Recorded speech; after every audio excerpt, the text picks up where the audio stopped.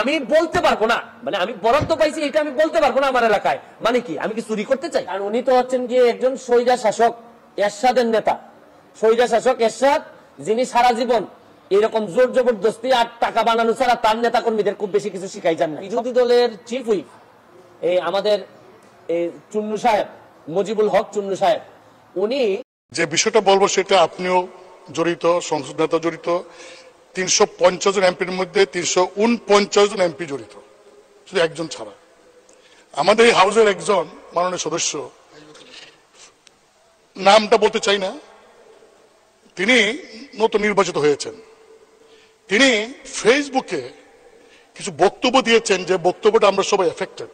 যেমন 1 নম্বর তিনি বলেছেন জনগণের উদ্দেশ্যে যে আপনারা কি জানেন এমপিরা কত বেতন পায়? তারা তো এটা বলে না, গোপন করে। তিনি বলেছেন যে 1,72,000 বেতন তিনি পেয়েছেন। মানে স্পিকার, আমরা কত বেতন পাই এটা তো লুগানি কিছু নাই, এটা ওয়েবসাইটে গেলে পাওয়া যাবে। দেন তিনি বলেছেন যে এই 3 মাসের মধ্যে, জানেন 3 মাসের মধ্যে আমি 28 কোটি টাকা পেয়েছি। 28 কোটি টাকা কিভাবে পেলেন? যে 3 কোটি টাকা পেয়েছেন গম টমের জন্য আর 25 কোটি টাকা পেয়েছেন রাস্তার জন্য। বলছে আপনি জানেন যে 3 মাসে আমি 28 কোটি টাকা পেয়েছি। মানে স্পিকার, এই যে 28 কোটি টাকা পেয়েছেন, এই কথাটা বলছেন, এই টাকা কি আমি পেয়েছি? আপনি মানে স্পিকার এমপি আপনি কি পেয়েছেন? মানে সংসদ নেতা প্রধানমন্ত্রী তিনি কি পেয়েছেন? কারণ এই আমাকে কিন্তু ইতিমধ্যেই ওই ফেসবুক দেখে অনেকে বলছেন যে 25 কোটি টাকা পাইছেন, এই টাকা কই? তিনি বলছেন যে 25 কোটি টাকা তিনি পেয়েছেন, আমরা তো পাই নাই। মানে স্পিকার, আপনি জানেন যে বর্তমান সরকার গত কয়েক বছরও আমাদেরকে এমপিদেরকে সুযোগ দিয়েছিলেন যে স্থানীয় সরকার মন্ত্রণালয়ে প্রতি বছর 4 কোটি করে, 5 বছরে 20 কোটি, এইবার বলেছেন 5 বছরের জন্য 25 কোটি টাকার প্রকল্প নাম দেওয়ার জন্য।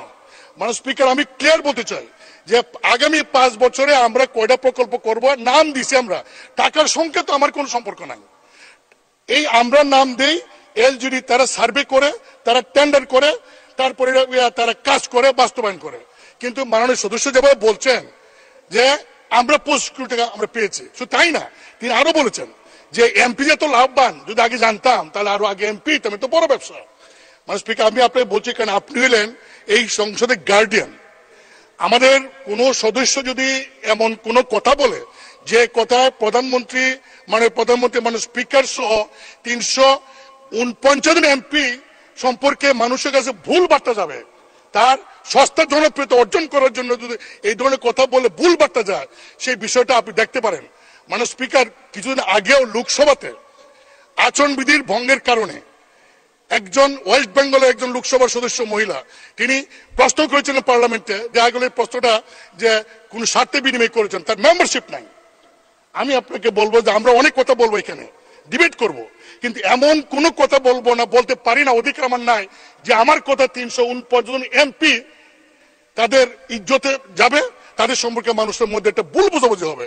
আপনি আমার কাছে মানে স্পিকার এটা আছে, পুরো রেকর্ডিংটা আছে, ভিডিওটা আছে, আমি আপনাকে পাইতে পারি, আপনি ভিডিও দেখেন, দেখে আমার কথাগুলি যদি মনে হয় আপনার যে ইয়েস আমি যা বলছি এই তার এই কথার কারণে জনগণের কাছে 349 জন এমপি সম্পর্কে ভুল বার্তা গিয়েছে, যদি আপনি এটা মনে করেন তাহলে আপনি গার্ডিয়ান হিসেবে সেই সংসদ সদস্যকে ডেকে আপনি তাকে কি করবেন, এটা আপনি একটা ব্যবস্থা নেবেন, এটা আমার অনুরোধ। মাননীয় স্পিকার, আপনাকে ধন্যবাদ। মাননীয় স্পিকার, আমি শুধু আপনাকে এটুকু বলবো যে আজকের দিনটা আমার জীবনে একটা অনন্য দিন, কারণ আমি সেদিন দেশে ফিরে এসেছিলাম শত বাধা অতিক্রম করেই। আমাকে সেই সময় তত্ত্বাবধায়ক সরকারের অনেক উপদেষ্টাও ফোনে বলেছিল আপনি আসবেন না, আপনার বাইরে থাকা যা যা লাগে করব। আবার কেউ কেউ আমাকে ধমকও দিয়েছিল, একথা বলা হয়েছিল যে বাংলাদেশে ফিরলে ওই এয়ারপোর্টেই মেরে ফেলে দেবে। আমি বলছিলাম আলহামদুলিল্লাহ, আমি নিজের দেশের মাটিতে তো মরবো, কিন্তু আমি আসবো। সমস্ত এয়ারলাইন্সকে নিষেধ করা হয়েছিল আমাকে যেন বোর্ডিং পাস না দেওয়া হয়। আমেরিকায় 3 ঘন্টা এয়ারপোর্টে দাঁড়িয়ে তাদের সাথে ঝগড়া করে ব্রিটিশ এয়ারওয়েজে আমি লন্ডন পর্যন্ত আসি। লন্ডনে যখন আমি যেদিন প্লেনে উঠতে যাই আমাকে উঠতে দেওয়া হয়নি, সেদিন আমি প্রতিজ্ঞা করেছিলাম যেভাবে আমি দেশে ফিরবো। এমনকি আমি যখন এয়ারপোর্টে রওনা হই তখন আমাকে অনেকে ফোনে বলেছে যে আপনি আসবেন না, আসলে আপনাকে মেরে ফেলে দেবে। আমি পড়া করিনি, তবে আমি কৃতজ্ঞতা জানাই আমাদের আওয়ামী লীগের নেতৃবৃন্দ কর্মী ভাইদের প্রতি। তখন বলা হয়েছিল যে কেউ যেন এয়ারপোর্টে না যায়, এমনকি আমার দলের ভিতর থেকেও। তখন দলে যিনি সেক্রেটারি ছিলেন তিনি সবাইকে বলে দিয়েছেন কেউ এয়ারপোর্টে গেলে তাকে বহিষ্কার করা হবে, কয়েকজনের নাম নির্দিষ্ট করা ছিল। আর আমাদের নেতাকর্মী কেউ রাস্তায় থাকতে পারবে না। আমি শুধু এইটাই মেসেজ দিয়েছিলাম যে সকলেই থাকবে, তবে আমরা গেরিলা যুদ্ধ করেছি, সবাই ঘাসের সঙ্গে মিশে থাকবা। আমার প্লেনটা না নামা পর্যন্ত দরজা খুলবে, আমি বের না হওয়া পর্যন্ত তোমরা বের হবে না। আমাকে বলা হয়েছিল যে আমি গাড়িতে উঠলে আমাকে একটা অজ্ঞাত স্থানে নিয়ে যাওয়া হবে। আমি উঠে আমার শুধু ড্রাইভারকে বলছি যে যেখানে মানুষ যাচ্ছে সেখানে যাবা, ওই ফ্লাইওভারের উপরে উঠবা না। সেই হাজার হাজার মানুষ রাস্তায়।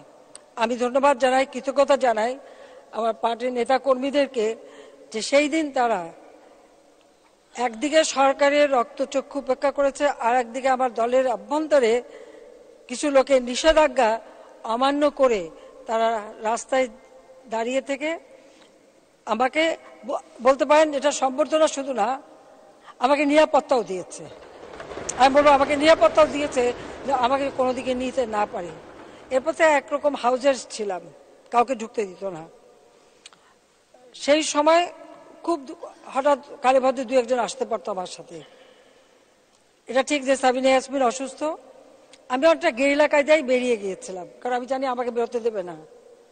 তো আমি সেই পুলিশের চোখ এড়িয়ে আমি সোজা হাসপাতালে চলে যাই।